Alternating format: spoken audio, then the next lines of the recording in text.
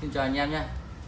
Hôm nay mình giới thiệu cái máy khoan pin của Ozito, máy không chổi than, đun led không chổi than của Ozito.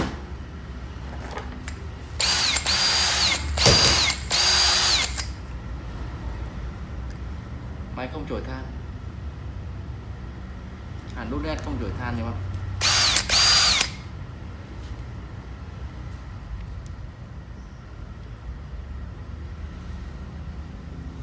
Đây, cái mã của nó là CDB 6100.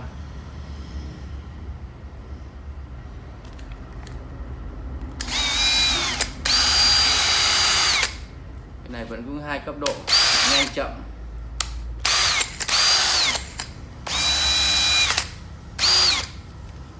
Đi theo máy là 2 pin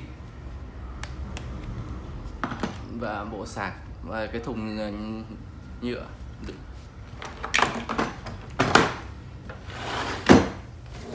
Đó, đây là một cái giá bộ này em bán là 2 triệu bạn. 2 triệu cái này bác nào đấy em bao ship. Giá cái khoan đút led của Ozito không chổi than, một thùng giấy, một máy, 2 pin, một sạc.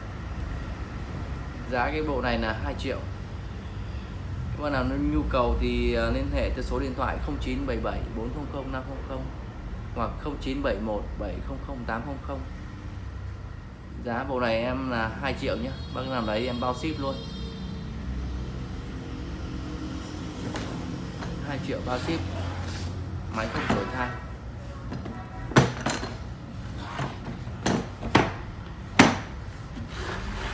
Đun led không chổi than của Ozito.